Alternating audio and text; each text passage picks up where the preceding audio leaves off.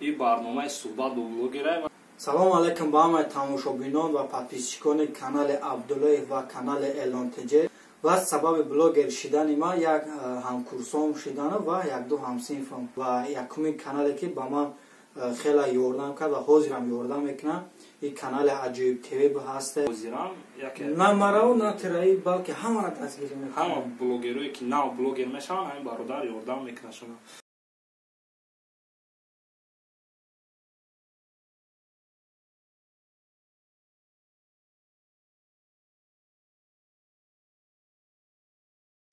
سلام подписчикои азиз, хуш омадед ба канали Абдуллоев. این برنامه صحبت با بلوگره و یکم بلوگری که ما تونستیم هم صحبت شدیم کاتیش. این بلوگر راهبر کانال اعلان تجه حسین جلالов میباشه. سلام علیکم با همه تماشابینان و پادپیسچیکان کانال عبدالله و کانال اعلان تجه.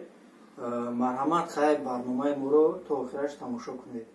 خوب برادر ما شما در سوال تیار کردیم و همین سوالمون جواب میدادید. مالش یکم سوالی که ما شما داریم، شما بلوگر را ایکای سر کردید و کی سبب شد که شما بلوگر شدید؟ راستی دوست عزیز بلوگری را ما ماهی январи سال 2018 سر کردگی بودم و سبب بلوگر شدن ما یک همکورسام شدن و یک دو همسینفم و همین سبب ما بلوگری را سر کردم. سوال دیم، چرا شما با کانال پیشینه‌تون دیگه اهمیت ندادین و کانال دیگه خود یعنی اعلان تجه را پیش بردید؟ کانال یکم ما نام پیشینه‌اش نام پیشینه یکم ساختگی بودم.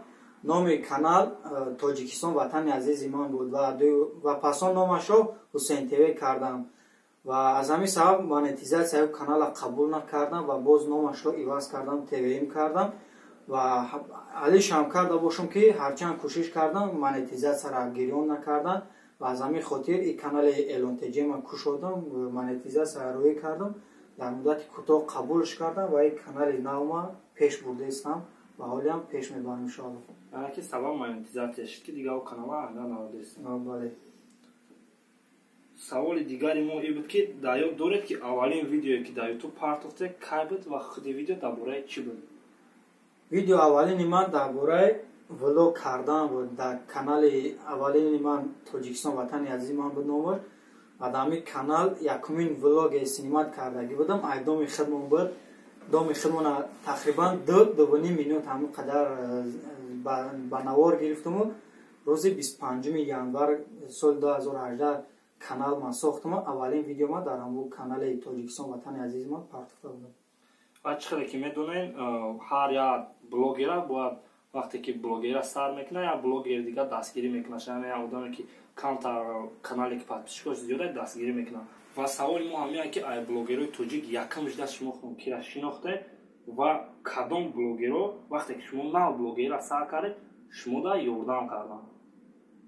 یکم بار بلوگری را سر کردم کانال بیمست تیوی را شناخته بودم، کانال عجیب تیوی برادر توجیک و باز بسیار کانال‌های بودن که قطعیشان شناختم، قطعیشان هم صحبت شدم و او مرا بسیار یاردم کردم و یکمی کانالی که با من خیلی یاردم کرد و حاضرم یاردم میکنم این کانال عجیب تیوی هست که اکامون اکا اکبر علی بهترین کانال خیلی مورا تا حاضرم دستگیری کرده است و انشاءالله باور دارم که دستگیری میکنم. راستی برادر بهترین مورم دستگیری کرده است در حال حاضرم نه مرا و نه ترایی بلکه همه را دستگیری میکنم. همه بلوگروی که نو بلوگر میشن همین برادر یاردم میکنه شما. بهترین کانال و ممکن بسیاری подписчикон میخوان که همین سوال شما را دادنی باشن، یعنی که سوال همینه که شما بهترین بلوگر توجیک کی را میحسابید و برای چی؟ ما بهترین بلوگر توجیک در این بین یک تا کانال هم نوای بود و باز کانال عجیبته و با هستن کانالایی که بهترین کانالن و ممکن که подписчикон چون در این سوال جواب بتن که ما جواب خود همین را میتونم که کانال بهترین که کانال عجیب تیوی های کانال اکا اکبر علی. بله راست.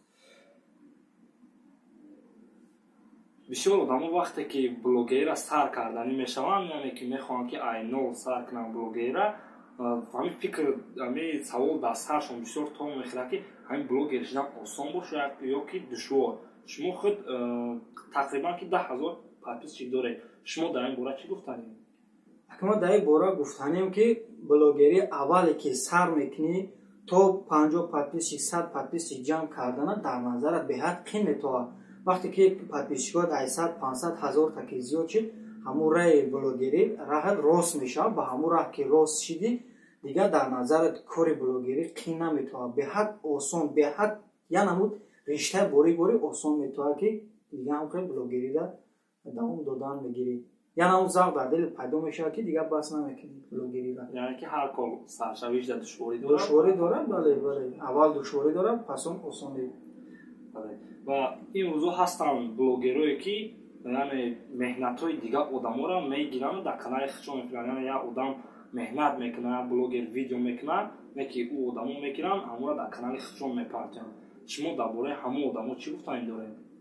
ака бародари азиз, ман дар ин саволи ту фақат фикру ақидаи худам ҷавоб медиҳам ки ҳамон блогерое ки на блогера сар мекунанд ва меҳнату кори дигар блогераро видеошона мегиранд дар канали худшон мепартоянд.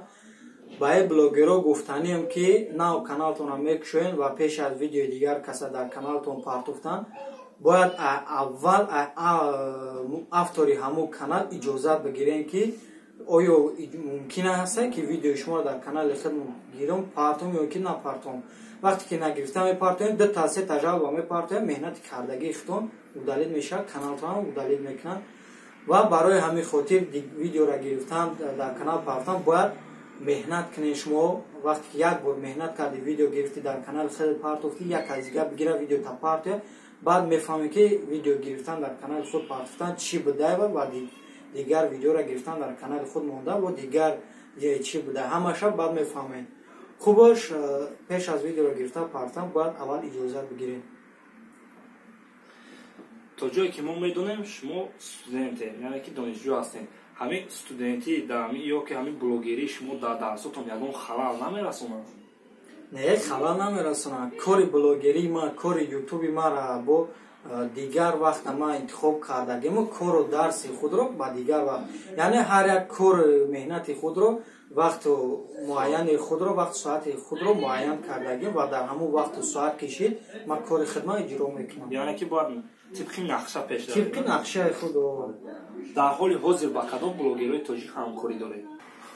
ман ҳозир бо блогерое ки аввал ки мара дастгирӣ кардан, ҳолиам дастгирӣ мекунанд, бо блогери канали Аҷоиб ТВ, Веймас ТВ, канали Таҷикистан Официал, канали Ёвон Медиа, Қурбон Нигматов ва Қадамшо Исоев. боз бисёр каналҳое ҳастанд ки мумкин ай хотири ман бромагӣ бошад. ман ҳар рӯз қатишон ҳамсӯҳбат мешавам. ё мара хеле дастгирӣ кардан ва иншоалло ки агар ки ногуфтанаму на дар ҳамин ҷо агар ки мо ҳозир мо гап задесем яке подписчикои ман иншоалло ки айво ки зиёд шид, ман худо хоҳад ворам дастгирӣ мекунам. ва чӣ хеле ки медонед дар канали мо, яъне канали Абдуллоевда дар ҳоли ҳозир як конкурс рафтесай байни блогерҳо, яъне ки беҳтарин блогер кия гуфта як ҳамчи конкурс рафтесай ва шумо дар он ҷо қарор доред. шумо боварӣ доред ки подписчикоятон шуморо дастгирӣ мекунанд як ҷои намоён сазовор? иншоалло боварӣ дорам. ҳамин агар ки подписчико ҳамин видеои мара ҳамин видеое ки ҳамсӯҳбат шидесем ҳаминро тамошо мекунанд, иншоалло ки дастгирӣ мекунам. бовар дорам ки ман ба худам мухлис дорам, худам ба худам мухлис дорам, подписчикотам дастгирӣ мекунанд. иншоалло ки подписчикои мо ҳам як сарҷамона шуда мара дастгирӣ мекунанд. мо ҳам орзу дорем ки шумо дар ҳамин конкурс ягон ҷои муайян гиред. иншоалло. дар оянда бо чӣ нақшҳо дорем ва подписчикои шумо аз шумо чиро интизор шаванд? дар оянда видеои беҳтарина ман нақша дорам ки видеои беҳтарина пешкаши подписчикҳо мегардонам ва ба он шарте ки видеои беҳтарина пешкаши подписчикҳо мегардонам ки мара дастгирӣ кунанд ва ҳар як комментариҳои беҳтарин бинависанд ва дӯстошона дар канали ман файрод кунанд ва хулоса маро дастгирӣ кунанд ва ман дастгиришон мекунам ва видеои беҳтаринро пешкашон мегардонам. ва дар охир гуфтанием ки ба шахсоне ки мехоҳанд блогер шаванд, яъне кишидагӣ нестанд вале блогер мешаванд, чӣ гуфтаниҳо доред? ва ба он шахсоне ки блогер шиданианд мехоҳам ки фикру ақидаҳои худро ба онҳо бирасонам. касоне ки блогер шиданианд аввал ютуб доранд дар ҷои поест бутан ки чӣ хел блогер шидан дар кор бо забони русӣ ва ҳамин русо ва американсо ҳамашон дар бораи блогер шидан дар бораи ҳамин чизо видеои хуб ровардагӣ ва пешкаши подписчикҳо ва тамошобинҳояшон гардондагӣ. хубаш пешай блогер шидан як бор ҳамун видеоро тамошо кунед ва бестен фикр кунед ва чӣ кор кардан дар коре ки дар ҳамин ютуб ҳамун видеои пешкаш бигардонем ки ранги ма видео дар ютуб набошад, яъне диздӣ набошаву худто меҳнат кунед ҳамун видеоро бирорем. на масалан хонаи фурӯшӣ ҳам бошад як хитона ҳамун канала бисозен ё ки мошини фурӯшӣ ё ки мошинбозор бошад хитон бирорен ҳамин канала хитон бисозену не ки меҳнати ҳалоли хитон бошад хел меҳнат кунед хитон бирорен.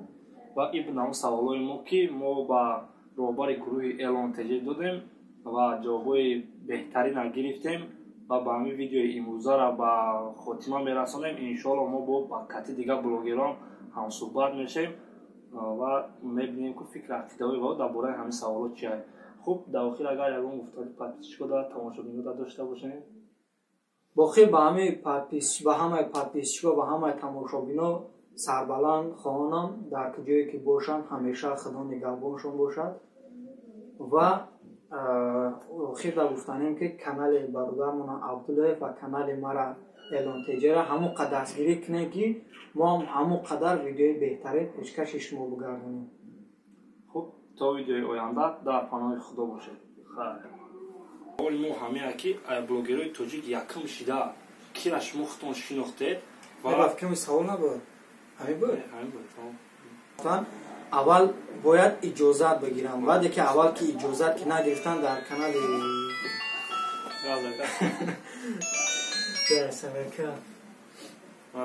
дар ҳоли ҳозир ба кадом блогерои тоҷик ҳамкорӣ доред? дар ҳоли ҳозир ба кадом блогерои тоҷик ҳамкорӣ доред? Саволали барота ҷавоб табом.